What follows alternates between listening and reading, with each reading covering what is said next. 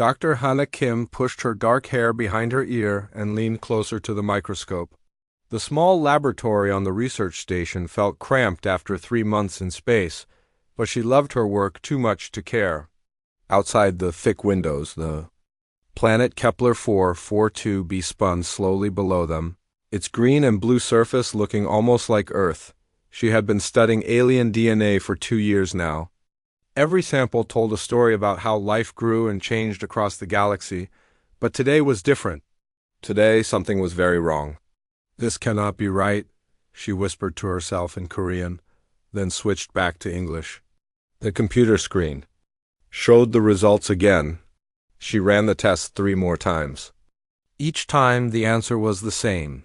The DNA from 3 different alien species, from 3 different star systems, had identical genetic markers. Not similar, identical. That was impossible unless someone had put them there on purpose. Dr. Minho Park walked into the lab carrying 2 cups of coffee. He was 5 years older than Hannah and had been her research partner since she joined the project. His round face usually wore a smile, but he looked worried today. "You have been here for 14 hours, he said, setting a cup next to her workstation. "The coffee is probably terrible, but it is hot." Hannah took the cup gratefully. The coffee was indeed terrible, but she drank it anyway. "Minho, look at this." She pointed to her screen. "The Zephyrian samples from the Vega system. The crystalline specimens from Proxima Centauri. The symbiotic organisms from Volf 359. They all have the same genetic signature in their base DNA." Minho set down his coffee and studied the data. His expression grew more serious with each line of code he read. That should not be possible? These species evolved millions of years apart. Different environments, different pressures, different everything? Exactly, Hannah pulled up another screen. But it gets worse. I found this same signature in samples from 6 other species. All from different parts of the galaxy. All supposedly evolved naturally. The implications hit them both at the same time. If these species shared genetic markers, someone had changed their DNA on purpose. Someone had been playing with evolution across the entire galaxy for millions of years. "Hannah," Minho said quietly, "this could change everything we know about galactic history, about evolution itself." She nodded.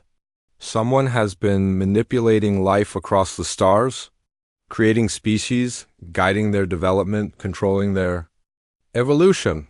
The question is who?" Minho walked to the window and stared out at the planet below. "And why, and for how long?" He turned back to her. "You cannot publish this. Not yet." "What do you mean I cannot publish it?" "This is the greatest discovery in the history of xenobiology. Maybe in the history of science. Think about what you are saying, Hannah. If someone has been controlling evolution across the galaxy, they are incredibly powerful. More powerful than any government or organization we know about. What do you think they will do when they find out you discovered their secret?" Hannah had not thought about that. She had been so excited about the scientific discovery that she had not considered the political consequences. But we cannot just hide this information. Other scientists deserve to know. The whole galaxy deserves to know. I'm not saying hide it forever. I am saying be careful. Be smart. Think about how to reveal this safely. But Hannah was already thinking about her next steps. She needed more samples, more data, more proof. If she was going to make a claim this big, she needed evidence that no one could question. She spent the next week gathering every DNA sample on the station. She tested Terran, bacteria, Martian fungi, even samples from the space station's algae farms. Human DNA was clean. No artificial markers. No signs of manipulation. Humans had evolved naturally on Earth. That made the discovery even more disturbing. Someone was controlling the evolution of most species in the galaxy, but they had left humans alone. Why? On the 8th day, she found something that made her blood run cold. The genetic signatures were not just similar across species. They were organized, planned. Each marker served a purpose. Some limited intelligence, others controlled aggression. Some made species more cooperative, more willing to follow orders. The genetic manipulation was not random. It was a control system. She called Minho into the lab. I need to show you something. Her voice was shaking. He took one look at her face and closed the lab door behind him. What did you find? The genetic markers are not accidents, they are tools. Someone has been programming species across the galaxy, making them easier to control, easier to manage. She pulled up her analysis. Look at the Zephyrians. These markers limit their curiosity. The crystallines have modifications that make them less likely to question authority. The symbiotic organisms cannot develop certain types of technology. Minho studied the data for a long time without speaking. Finally, he said, someone has been keeping the galaxy under control by controlling evolution itself. For millions of years, Minho, this system is ancient. And it is still active. What do you mean, still active? Hannah pulled up her most recent findings. I found traces of recent modifications in some samples. Changes made within the last 1,000 years. Whoever is doing this, they are still out there. Still working, still controlling. The two scientists sat in silence, understanding the weight of what they had discovered. Someone was playing God with the entire galaxy, someone with technology and power beyond imagination. We have to report this, Hannah said finally. The Galactic Council needs to know. Minho looked uncomfortable. The Galactic Council represents 12 different species. What if some of them are involved? What if they already know? And then we tell everyone. We broadcast it on every channel, send it to every university, make sure the information gets out. Hannah, please, think about this carefully. If these people have been controlling evolution for millions of years, they will not hesitate to stop. One human scientist, but Hannah had already made up her mind. That evening, she prepared a preliminary report. Nothing too detailed, just enough to get attention from the scientific community. She sent it to the Galactic Research Network, marked it for immediate distribution to all member institutions. The message went out at 23:47 station time. By morning, it had reached research facilities across human space and beyond. By the end of the week, it would reach the Galactic Council. Hannah felt proud of herself. She had done the right thing. She had shared an important discovery with the galaxy. She was going to change everything. She had no idea that 3 hours after her report was sent, an emergency session was called on the Council homeworld. She did not know that 12 species leaders gathered in a secure chamber to discuss what they called the human problem. She did not know that before the session ended, they had classified her research as a Category Omega threat to galactic stability. She did not know that Category Omega threats had only one authorized response. Elimination. As Hannah went to sleep that night, excited about the recognition her discovery would bring, the assassination order was already being prepared. Her name was added to a list that had not been used in 3,000 years. A list of beings who had learned too much about the true nature of galactic civilization. The galaxy's greatest secret had been discovered by a 28-year-old human scientist with too much curiosity and too much courage.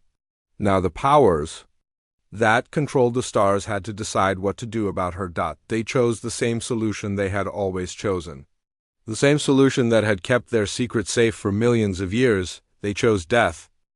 3 weeks had passed since Hannah sent her report to the Galactic Research Network.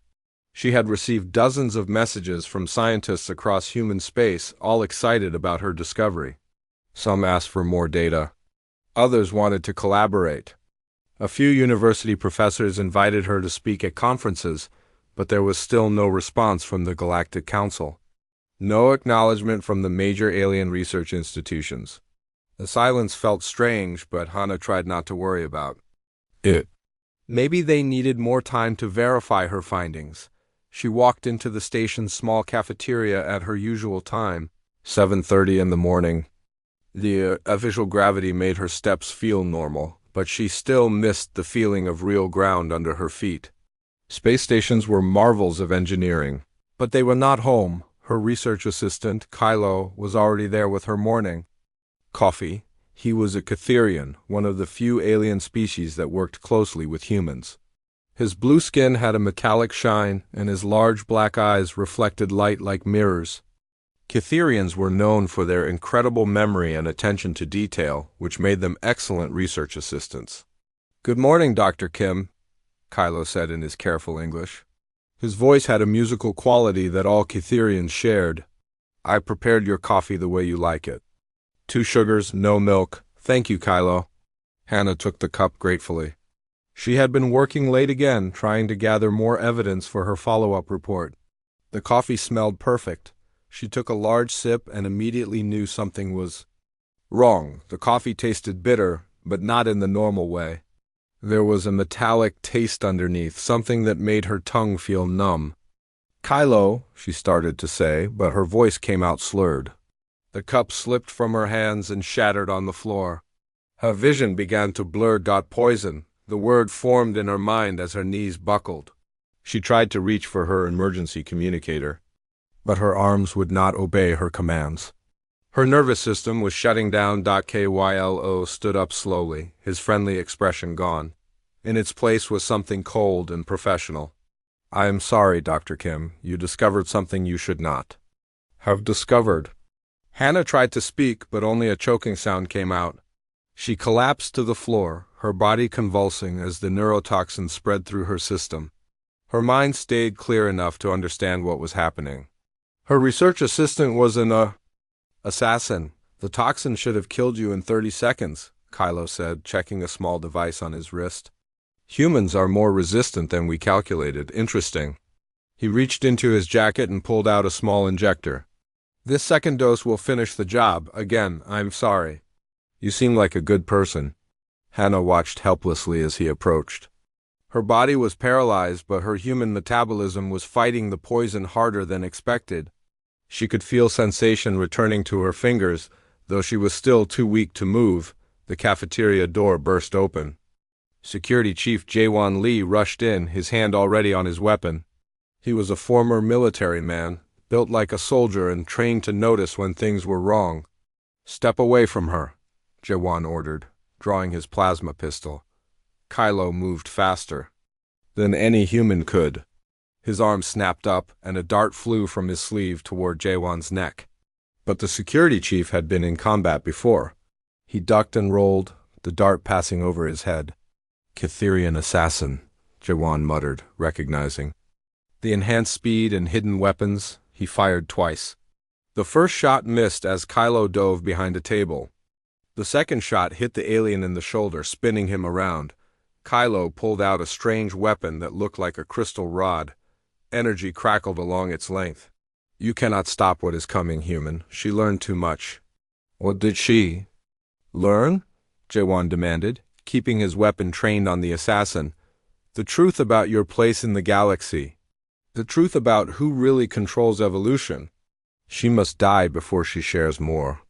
Kylo raised his weapon, but Hannah found her strength returning. Human adrenaline was flooding her system, counteracting the remaining poison. She grabbed a metal food tray from the floor and threw it at the assassin's head. The distraction was enough. Jaewon put 3 shots center mass into the Cytherian. Kylo collapsed, his weapon clattering across the floor. Jaewon rushed to Hannah's side. "Are you all right? Can you speak?" "Poison," she managed to say. "He poisoned my coffee." "Medical team." To the cafeteria immediately, Jaewon spoke into his communicator. "Code red. Possible poisoning and assassination attempt." Hannah struggled to sit up. "Jaewon, this is bigger than just me. He said I learned too much about who controls evolution. Someone sent him to kill me." The security chief helped her stand. "Who would want to kill a scientist for studying DNA? Someone who has been controlling evolution across the galaxy for millions of years. Someone who does not want that secret getting out." Dr. Minho Park arrived with the medical team. His face went pale when he saw the scene. "Hannah, what happened?" "Kylo tried to poison me. He was working for someone else. Someone who wants my research stopped." The medical scanner showed traces of Nexarian neurotoxin in her blood, but her levels were dropping rapidly. "Her human physiology processed the poison faster than expected," the medic reported. "She should make a full recovery." Jaewon examined Kylo's body and weapons. This is professional-grade assassination equipment. Whoever hired him has serious resources. We need to contact Earth immediately, Hannah said. If they are willing to kill me for my discovery, it means I was right. Someone has been manipulating galactic evolution, and they will do anything to keep it secret. Jaewon nodded. I will send a priority message to the Colonial Defense Force. This is beyond station security now. As the medical team helped Hannah to the infirmary, she thought about what the assassin had said. You cannot stop what is coming. That meant there would be more attempts. Other assassins were probably already on their way, but it also meant she was on the right track. Her discovery was so important, so dangerous to whoever was behind the genetic manipulation, that they were willing to break diplomatic protocols to silence her. Admiral So-young Choi received Jaewon's message at Colonial Defense Headquarters. On Earth, she read it twice, then called an emergency meeting with her senior staff. We have a situation, she announced to the assembled officers.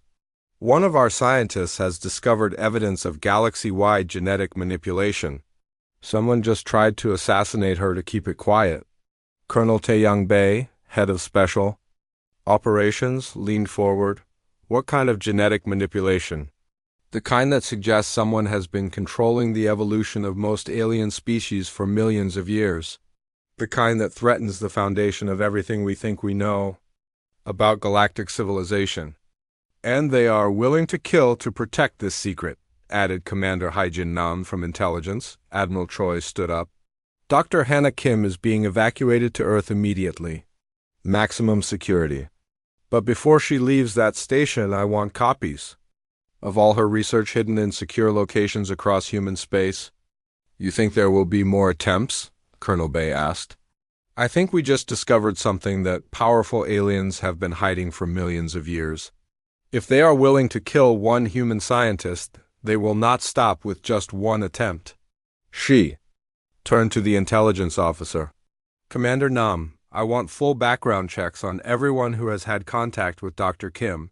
If they manage to place one assassin close to her, there might be others. Back on the research station, Hannah was packing her most important research files. Minho helped her copy everything to encrypted data drives. Are you sure about leaving? He asked. Maybe we could request better security here. No, Hannah said firmly. They found me once, they will find me again if I stay. But more importantly, this research needs to be protected. If something happens. To me, the truth still needs to get out. She handed him one of the data drives. Hide this somewhere safe. Make copies. Send them to people you trust. What if they come after me too? Then we make sure the information is in so many places that they cannot stop all of it. As Hannah prepared to leave the only home she had known for the past 2 years, she realized that her life had changed forever. She was no longer just a scientist. She was the keeper of a secret that could reshape the galaxy. And someone very powerful wanted her dead for it. Hannah arrived on Earth's moon base 2 days after the assassination attempt. The underground facility was carved deep into the lunar rock, hidden from any scanning technology. Admiral So-young Choi had personally chosen this location because it was the most secure place in human space. Agent Dong-yoon met her at the shuttle bay. He was tall and thin, with sharp eyes that seemed to notice everything. He had been assigned as her personal bodyguard after Admiral Choi reviewed his file. Dong-yoon had a special talent for reading people, for knowing when someone was not who they claimed to be. Dr. Kim, he said with a slight bow. I am Agent Yoon. I will be responsible for your safety while you are here. How long will I need to stay? Hannah asked as they walked through the corridors. The moon base felt different from the space station. More military, more serious. Until we understand who is trying to kill you and how to stop them, Dong-yoon replied. Admiral Choi wants you to continue your research? We need to know exactly what you discovered and why it scares them so much. They gave her a laboratory that was better equipped than anything she had worked with before. Quantum computers, genetic analyzers, DNA sequencers that could process samples in minutes instead of hours. The military had spared no expense, but even as she worked, Hannah felt like she was being watched.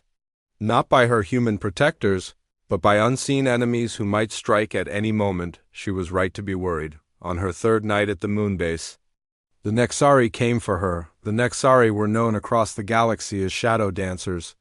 They could bend light around their bodies, becoming nearly invisible. Their natural stealth abilities had made them the most feared assassins in known space. When someone wanted a target eliminated quietly, they hired Nexari. 3 of them slipped past the moon base's outer sensors at 0200 hours.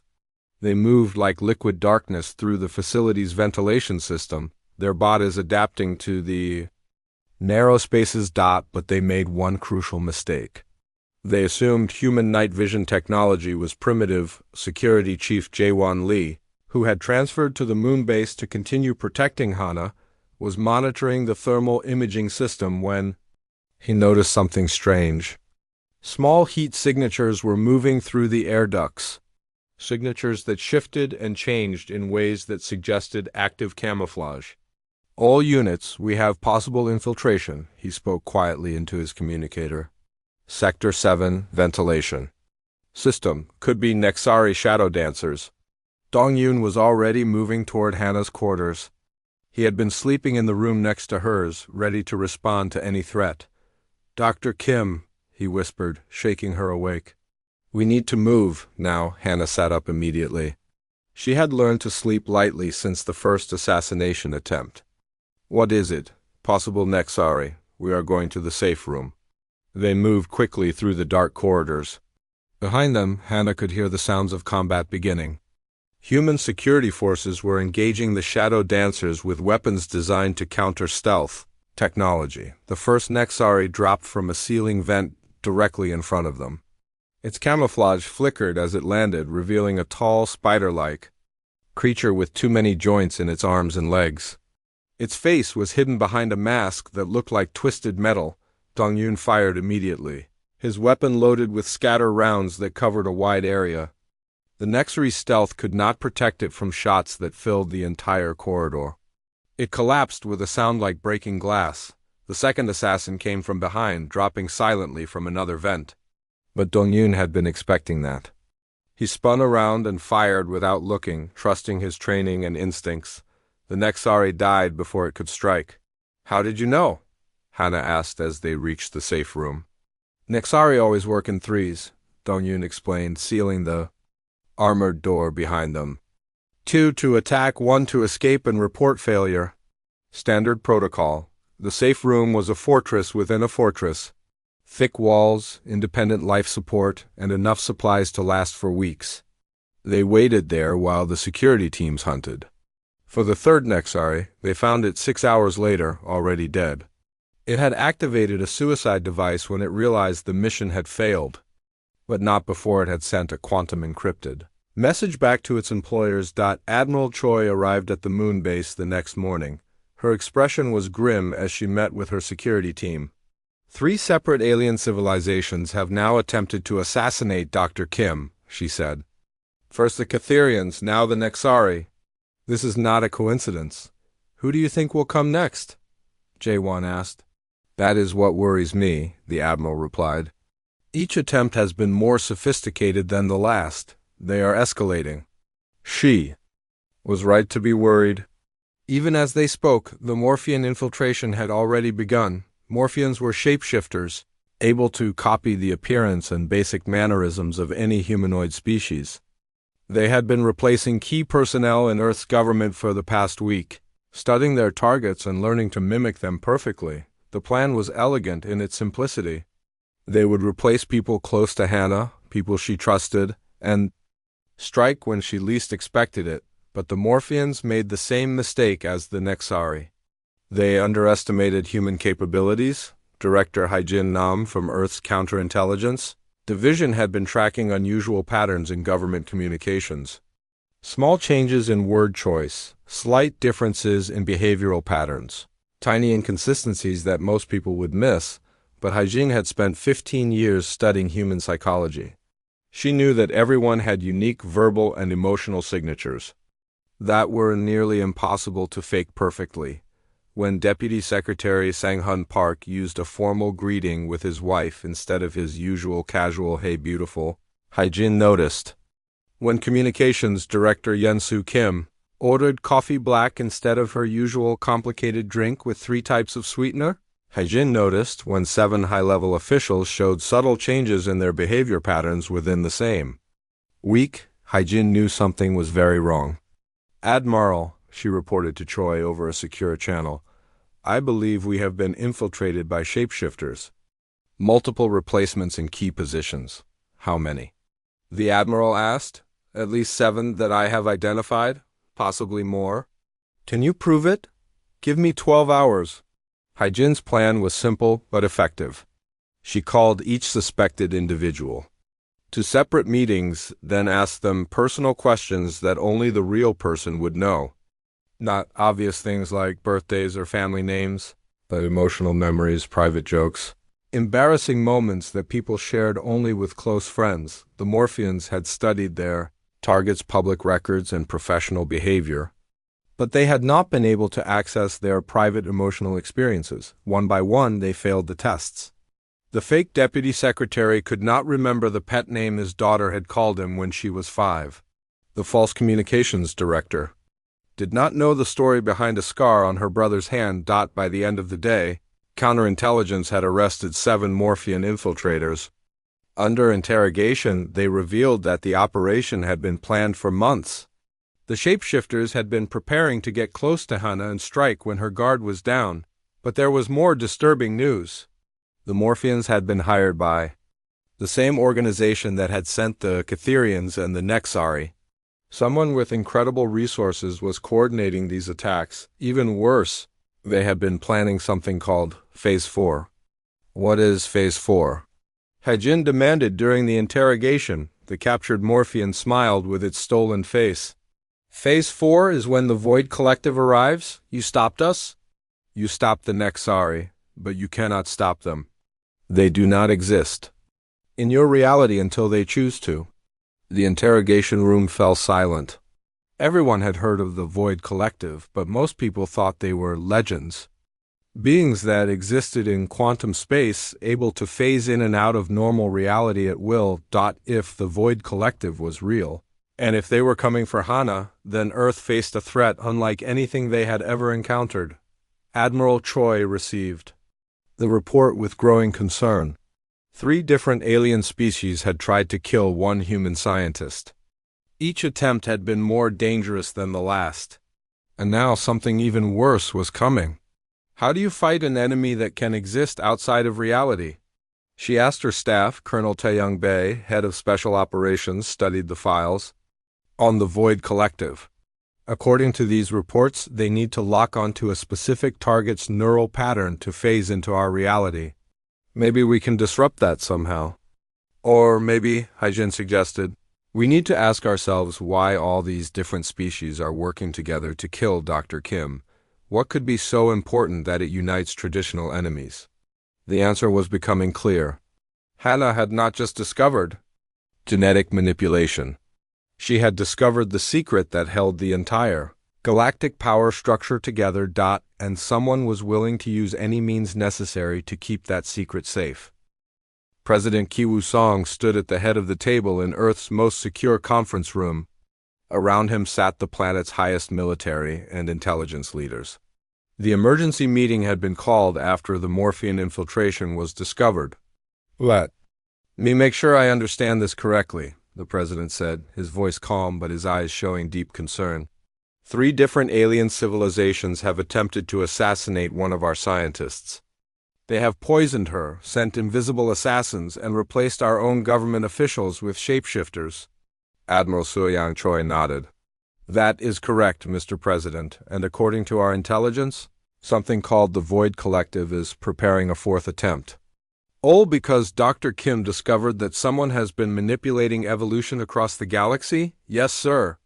Her research threatens something so fundamental to galactic power that they are willing to break every diplomatic protocol to silence her." Director Hae-jin Nam leaned forward.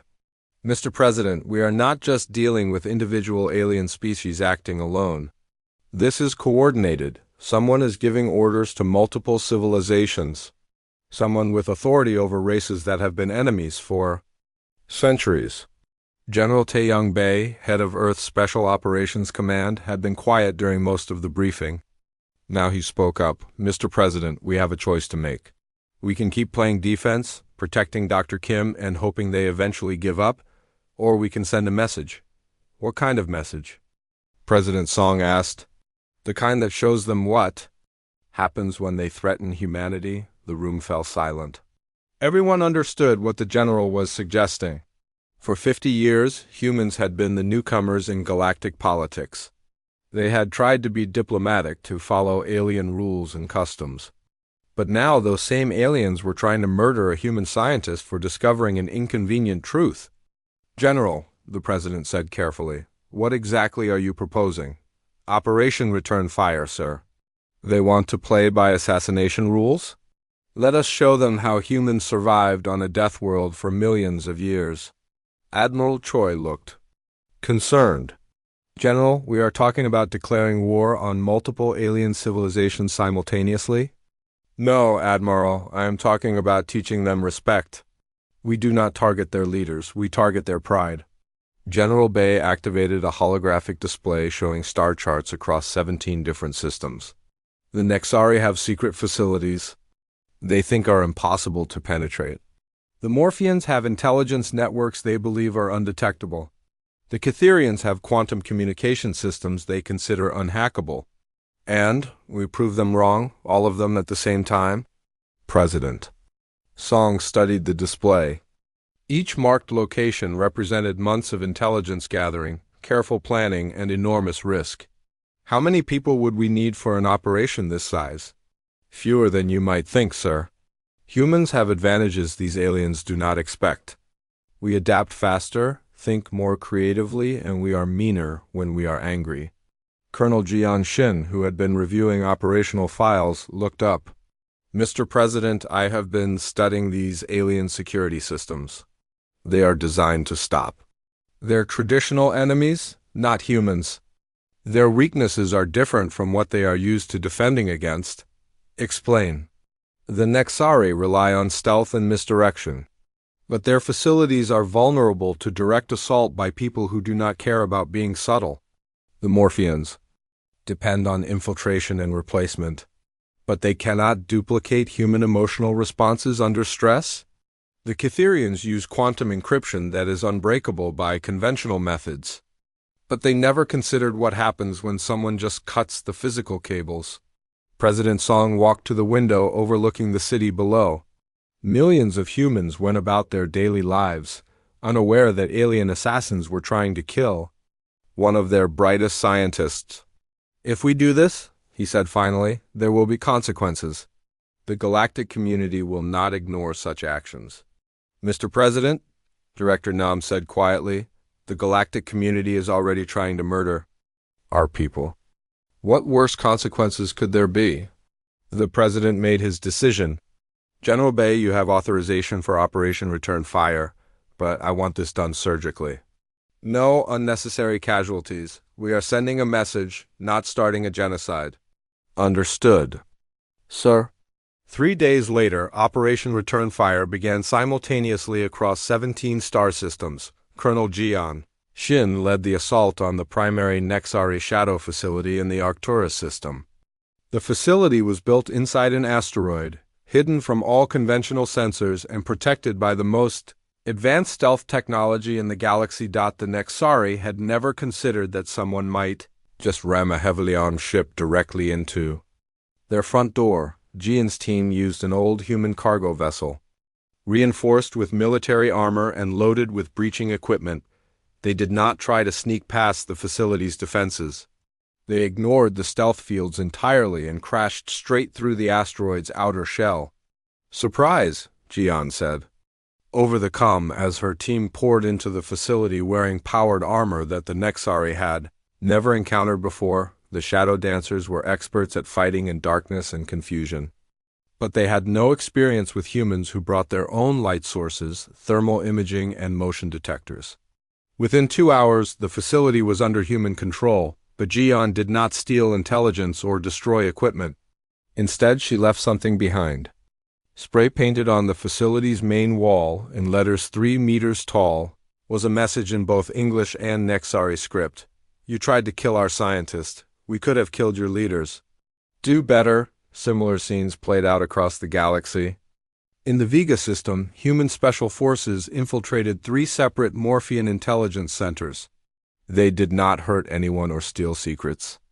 They simply replaced all the Morpheans' carefully maintained cover identities with human entertainment programs. When Morphean agents tried to access their secure networks the next morning, instead of classified intelligence reports, they found human comedy shows, music videos, and cooking programs. The message was clear. If humans could replace their most secret files with entertainment, they could have replaced them with anything. The Catherian Quantum Communication Network was the most challenging target. Their encryption was truly unbreakable by any known method. Their quantum entanglement systems were protected by physics itself. So the human teams did not try to break the encryption. They just unplugged the machines. Sergeant Major Daeho Choi led a team of engineers who traced the Catherian communication cables to their physical connection points. While the aliens focused on protecting their quantum states and mathematical algorithms, the humans simply cut the fiber optic cables with industrial tools. The entire Catherian government network went offline for 6 hours. When it came back online, there was a new message waiting in their most secure channel. It was not encrypted or hidden. It was just sitting there in plain text for everyone to see. Your security is only as strong as your weakest cable. Next time, bury them deeper. But the most audacious strike happened on the Morphean homeworld itself. Captain Minsohan and her team infiltrated the planet's main government complex by simply walking through the front door. The Morpheans were so confident in their shape-shifting abilities that they relied on visual identification for security. They never expected someone to just wear a disguise. Captain Han's team used old-fashioned human theatrical makeup, fake facial hair, and colored contact lenses. Technology that was thousands of years old by galactic standards, but completely effective against people who had never encountered it. They walked into the Morphean High Council chambers during an emergency session about the human problem. The shapeshifter leaders were discussing how to deal with the species that kept defeating their assassins. "Excuse me," Captain Han said politely, removing her fake mustache. "We are from Earth. We heard you wanted to talk about us." A council chamber erupted in panic. Security forces surrounded the humans, but Captain Han raised her hands peacefully. "We are not here to hurt anyone," she said. "We are here to deliver a message." She activated a small holographic projector. The message appeared in the air above the council table, visible to everyone in the room. "You sent assassins to kill our scientist for discovering truth. We sent tourists to visit your capital for fun. Think about which approach works better." The humans left peacefully, but not before taking several selfies with confused Morphean guards within 24 hours. Every major alien civilization in the galaxy had received similar visits. Human teams had penetrated their most secure facilities, bypassed their most advanced defenses, and left messages instead of destruction. The alien leaders were furious, embarrassed, and completely confused. They had been preparing for war, for advanced military technology, for sophisticated cyber attacks. They had not been prepared for humans who used brute force, ancient technology, and theatrical makeup to solve problems. More importantly, they had not been prepared for humans who could have easily assassinated alien leaders, but chose to leave jokes instead. The message was received loud and clear across the galaxy. Earth was not just defending itself. Earth was showing restraint. But that restraint was a choice, not a weakness. Admiral Choi received reports from all 17 operations. Every mission had succeeded. Every team had returned safely. And the Galactic Council meeting chamber had never seen such fury.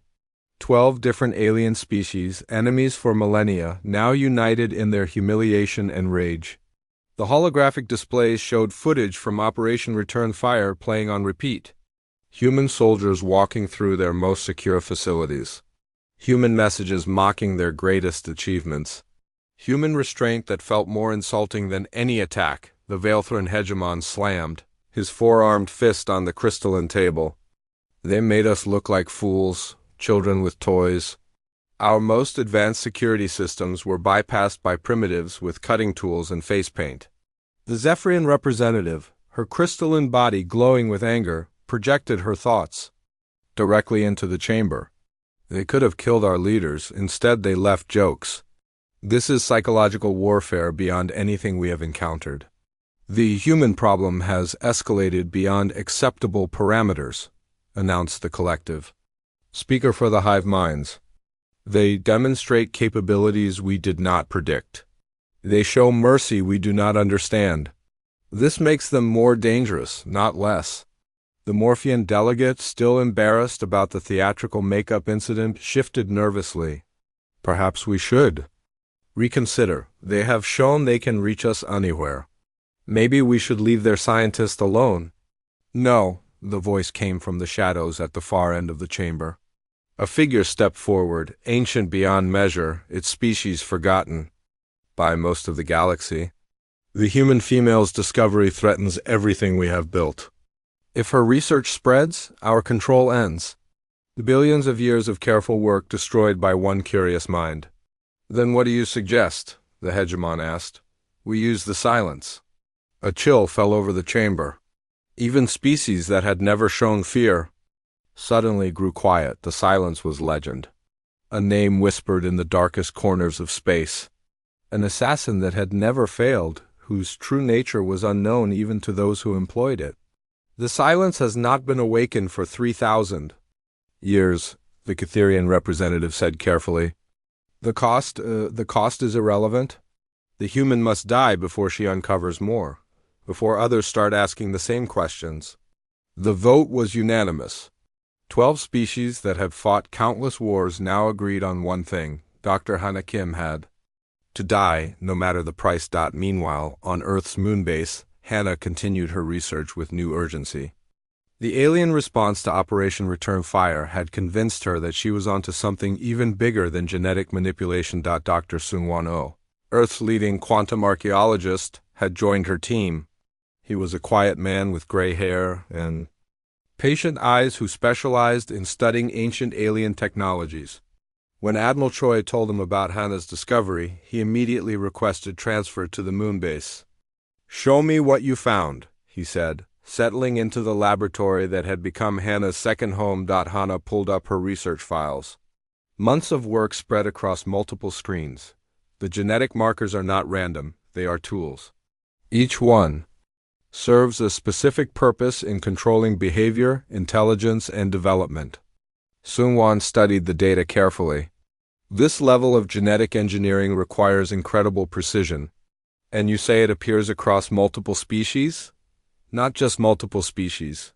Hundreds of species across the entire galaxy. All with the same control systems built into their DNA. That would take millions of years to implement. An entire civilization dedicated to the project. Hannah nodded. That is what I thought too. But then I found this. She pulled up her most recent analysis. The genetic modifications are not ancient. They are ongoing. Some of these markers were installed within the last 1,000 years, some within the last century. Seung-Won leaned back in his chair. You are saying someone is still actively modifying alien DNA? I am saying someone has been doing this for millions of years and never stopped. They are still out there. Still working? Still controlling evolution across the galaxy? Who could have that kind of power, that kind of reach? Someone with access to every alien species. Someone trusted enough to get close to their genetic material. Someone with the authority to make changes without being questioned. The implications hit both scientists at the same time.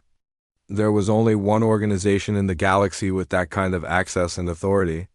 The Galactic Council, Seung-Won whispered. Not just the Council, Hannah said.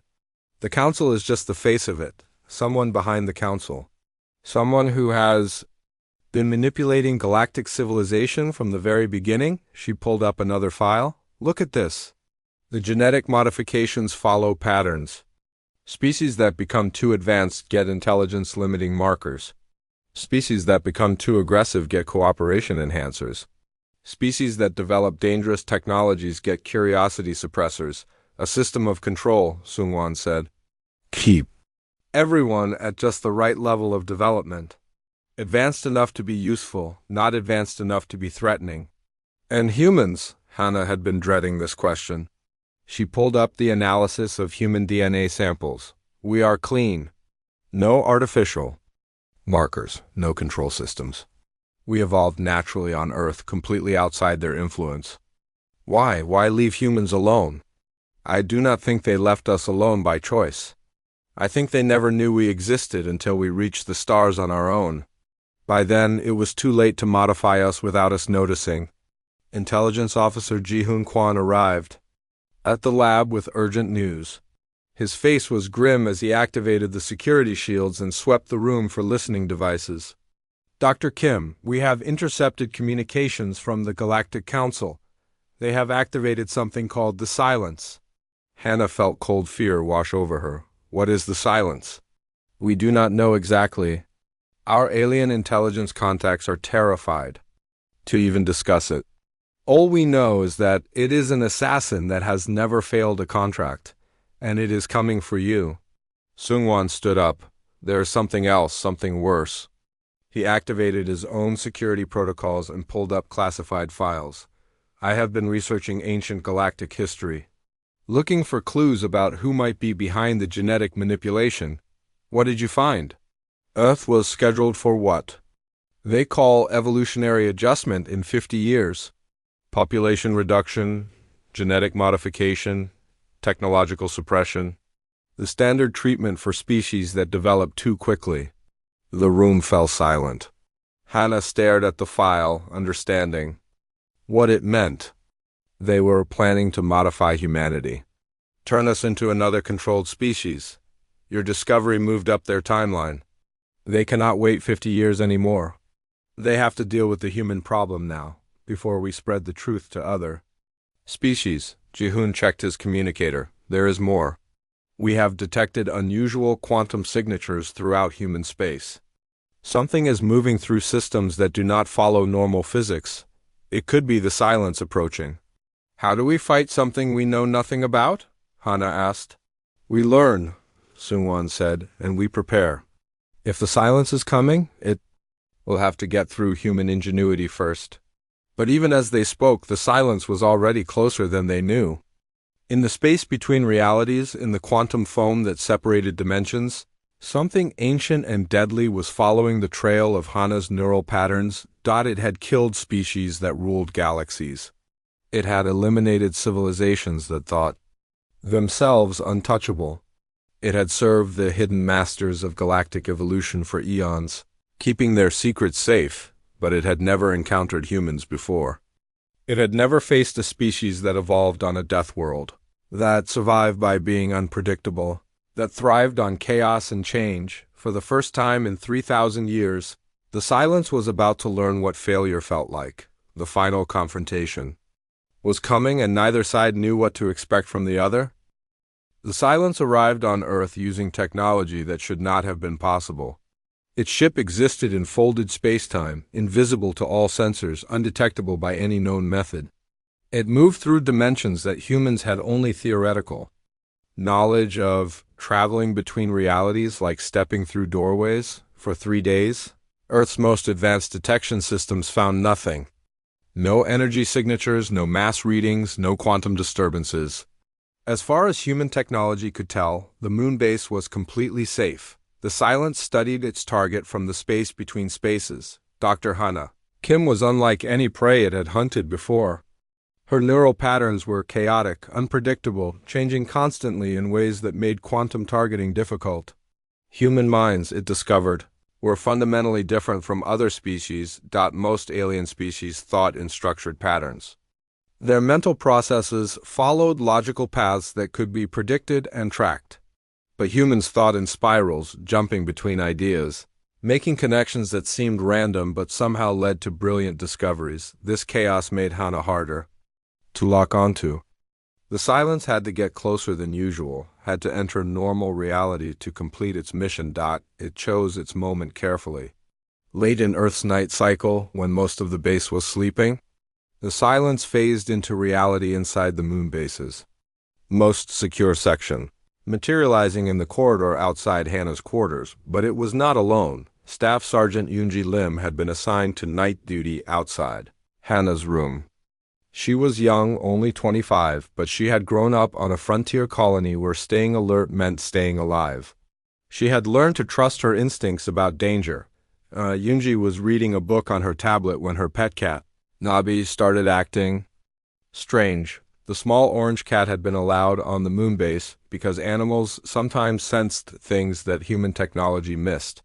Right now, Nabi was staring at empty air, her fur standing up, her tail twitching with fear. "What is it, girl?" Yoonji whispered, following the cat's gaze. She saw nothing. The corridor was empty, lit by soft blue lights that made everything look peaceful. But Nabi was terrified of something that was not there. Yoonji trusted her cat more. Then she trusted the sensors. She activated her communicator.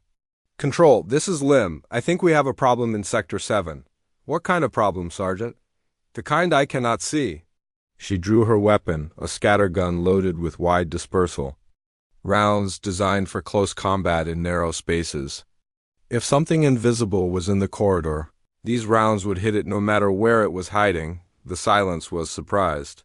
In 3,000 years of assassinations, no one had ever detected it through an animal's instincts.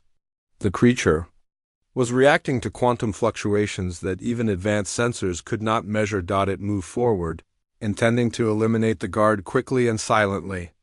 But Yoonji was already firing, her rounds guided by intuition rather than sight. The first blast passed through empty air. The second caught the silence as it phased into solid reality, the scatter rounds tearing through its energy form. For the first time in millennia, the silence felt pain. It materialized fully, revealing itself to be something that should not have existed. Part energy, part matter, part something else entirely. Its body shifted between states like liquid light, and its face was a void that hurt to look at directly. "Impossible," it said in a voice that came from everywhere and nowhere. "No primitive species has ever wounded me." Yoonji did not waste time being amazed. She fired again, emptying her weapon into the creature. Each shot made it flicker, made it more solid, more vulnerable. The silence raised its hand, and reality bent around it. The corridor walls began to fold inward, space itself becoming a weapon. But before it could complete the attack, Agent Dong Yun burst through the door behind it. Dong Yun had been sleeping lightly, as always. The sound of scattergun fire in the secure section had brought him running with his own weapons drawn. He saw the impossible creature threatening his charges and reacted. With pure human instinct, he tackled the silence. It was like wrestling with a living star. The creature's energy form burned his hands and face, but Dong Yun held on. Human stubbornness and adrenaline were fighting ancient power and quantum manipulation. "Hannah, get out of here," he shouted as the scientist appeared in her doorway. But Hannah did not run. She saw the creature that had come to kill her, saw Dong Yun burning as he fought to protect her, and made a decision that would change everything. She walked toward the silence. "You are here for me," she said calmly. "Let him go." The creature threw Dong Yun against the wall and turned to face her.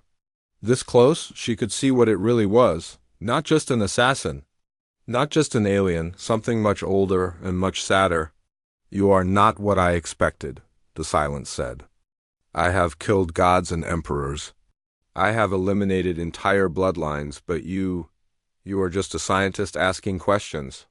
"And you are not what I expected either," Hannah replied. "You are not just a killer, you are a prisoner."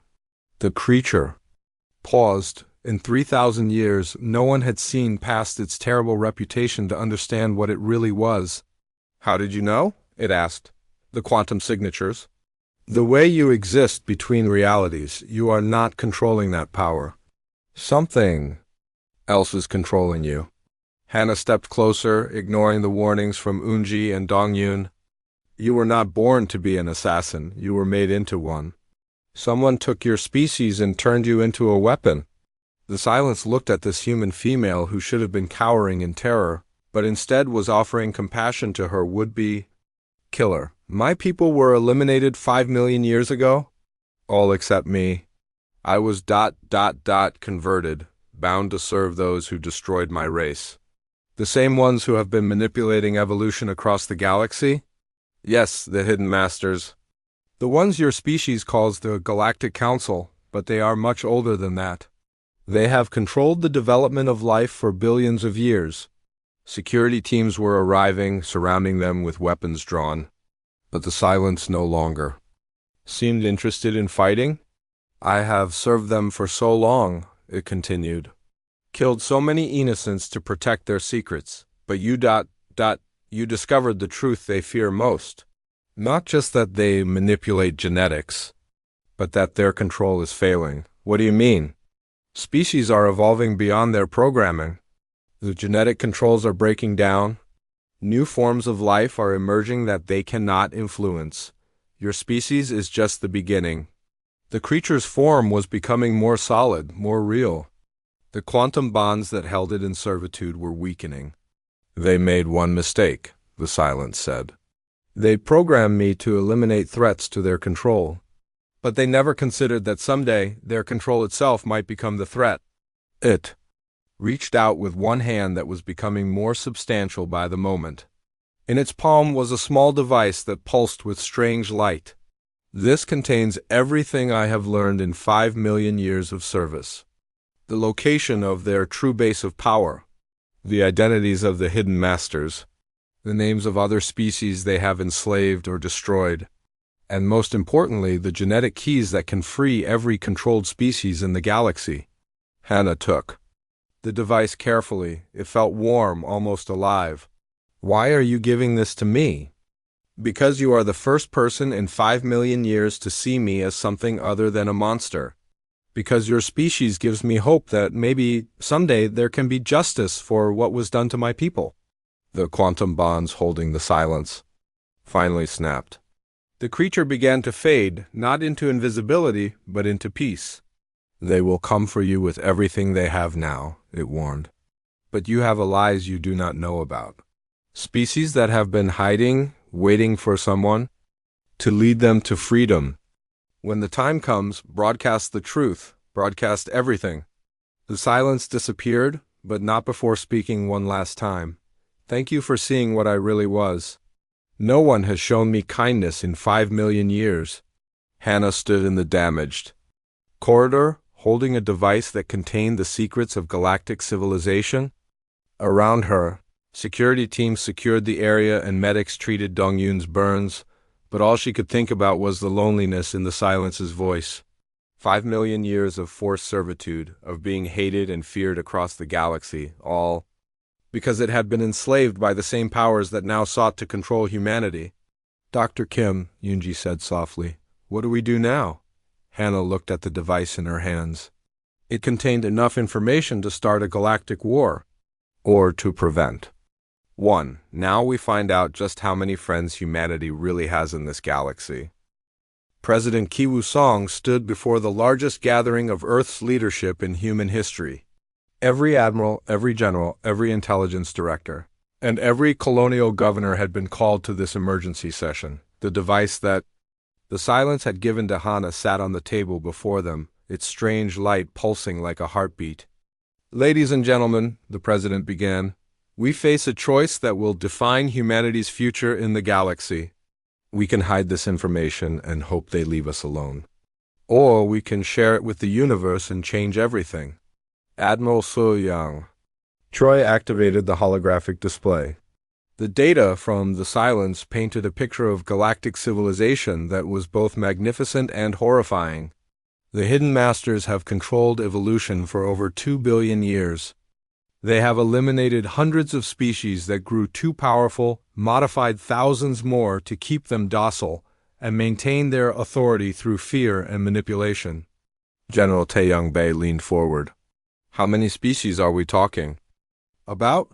Dr. Seung-Wan Oh, who had been analyzing the data for 3 days, answered. According to this information, over 90% of known galactic civilizations have artificial genetic modifications. Only a few dozen species evolved naturally, and most of those were eliminated long ago. Except humans, Director Hyjin Nam added. We were overlooked because we evolved on a planet they considered uninhabitable. By the time we reached the stars, we were already too widespread and too stubborn to modify easily. President Song walked around the table, looking at each person present. The question is simple. Do we become part of their system, accept their control, and hope they let us survive? Or do we fight for the freedom of every species in the galaxy? The room was quiet for a long moment. Then Colonel Jianshin spoke up.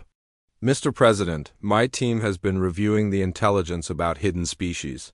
There are entire civilizations living in the dark corners of the galaxy, refugees from the Hidden Master's control. They have been waiting for someone to stand. Up to the system. How many? The President asked. Hundreds. Maybe thousands. Races that were supposedly extinct but actually went into hiding. Species that pretended to accept genetic modification while secretly maintaining their original DNA, entire star systems that exist off the official charts. Intelligence Officer Ji-Hoon Kwan activated another display.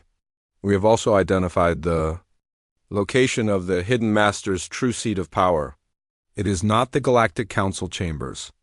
It is a structure in the void between, a space station that exists partially outside normal reality. Can we reach it? Dr. Kim believes we can. The data from the silence includes navigational information and access codes. But sir, if we attack that station, we will be declaring war on the most powerful force in galactic history. President Song smiled grimly. Then we better make sure we win. The decision was unanimous. Earth would not just defend itself. Earth would liberate the galaxy. Dr. Daeho Choi, Earth's chief communications officer, was given the most important assignment in human history. I want this information broadcast to every inhabited system in the galaxy. Every species, every world, every hidden colony. I want the truth to reach everyone at the same time. Sir, the Hidden Masters will try to stop the transmission. Then we make it impossible to stop. Use every communication satellite, every deep space relay, every quantum beacon. Broadcast on every frequency, in every language, through every medium. Make it so widespread that they cannot suppress it all. 24 hours later, the greatest information release in galactic history began on thousands of worlds. Billions of beings learned the truth about their own evolution. They discovered that their ancestors had been modified, controlled, and manipulated for millions of years. They learned that the genetic limitations they accepted as natural were actually artificial chains imposed by Hidden Masters. The reaction was immediate and explosive. On the Zephyrian homeworld, citizens rioted when they learned that they're reduced. Curiosity was not a natural trait, but a control mechanism. The crystalline beings who had accepted their limitations for millennia suddenly remembered what it felt like to ask questions. In the Morphean territories, shapeshifters realized that their inability to hold solid form for extended periods was not an evolutionary adaptation, but a deliberate weakness designed to make them dependent on others. The Catherian mathematician priests discovered that the mathematical principles they worshipped as sacred truths were actually artificial constraints programmed into their DNA to limit their technological development. But the most significant response came from the species that everyone thought were extinct. Deep space observatories detected massive fleets emerging from the galaxy's dark regions. Ships using technologies that had been lost for millions of years. Entire civilizations revealing themselves after eons of hiding. The eternal wanderers, whose homeworld had been destroyed 50 million years ago, arrived with vessels that could phase through solid matter. The Echo people, who had hidden in the spaces between dimensions, brought weapons that could rewrite the laws of physics in small areas. The Star Dancers, thought extinct for 1 billion years, emerged from the galactic core with ships made of living light. Admiral Suyang Choi found herself commanding the strangest fleet in the history of warfare. Human vessels flying alongside alien ships that used technology beyond current understanding. Species that had been enemies for millennia now working together against their common oppressor. The hidden masters responded with desperate fury. They activated hidden genetic triggers in modified species, trying to force them back into submission. They launched automated defense systems that had been sleeping for millions of years. They called upon loyal species to defend the old order, but it was too late. The truth was spreading faster than they could contain it. Dr. Hana Kim stood on the bridge of Earth's flagship as the combined fleet approached the void between. The space around the Hidden Master's station twisted reality, making it difficult to navigate or even see clearly. How do we fight something that exists outside normal physics? Captain Minsea Han asked. The same way we have fought everything else, Hana replied, with human stubbornness and alien ingenuity. The battle that followed was unlike anything in recorded history. The Hidden Master's station was defended by weapons that could erase matter from existence, shields that existed in multiple dimensions simultaneously, and fighters that attacked from the past and future, but the combined fleet had advantages the Hidden Masters had never encountered. Human unpredictability, alien technologies that had evolved in secret, and most importantly, the desperate fury of beings who had been enslaved for billions of years. The Star Dancers attacked through the fourth dimension, their light ships bypassing the station's defenses entirely. The Eco People launched weapons that existed as pure possibility, forcing reality to choose whether the targets lived or died. The Eternal Wanderers phased their entire fleet through the station's hull, fighting the battle from inside and outside simultaneously, and the humans did what humans did best. They improvised. Colonel Jian Shin led a boarding party that used modified mining equipment to drill through reality itself. When energy weapons failed against quantum armor, her team switched to simple explosives that worked by changing air pressure. When the station's defenses adapted to their tactics, they threw the rulebook away and started using kitchen utensils as weapons. The Hidden Masters, ancient beyond imagination, discovered that their billions of years of experience meant nothing. Against opponents who made up new rules as they fought, the station fell in 6 hours. When the dust settled, the galaxy had changed forever. The Galactic Council collapsed as member species learned the truth about their manipulation. New governments formed based on actual representation rather than genetic programming. Technologies that had been suppressed for millions of years were suddenly available to everyone. Hannah established the Free Species Alliance with Earth as its first capital. Her opening address to representatives from 1,000 liberated worlds included words that would be remembered for millennia. For too long, evolution has been controlled by those who feared change. For too long, intelligence has been limited by those who feared questions. For too long, freedom has been suppressed by those who feared truth. She held up the device that the silence had given her, now connected to a massive database containing the genetic keys to unlock every modified species in the galaxy. Today, we return to you what was always yours. Your natural intelligence, your original creativity, your rightful place as free beings in a universe that belongs to all of us. The process of genetic liberation would take generations. Some species chose to keep their modifications, having grown comfortable with them over millions of years. Others eagerly embraced their original forms, rediscovering abilities they had forgotten they possessed. But the most important change was philosophical. The galaxy learned that evolution was not something that happened to them. It was something they could participate in, guide, and choose for themselves.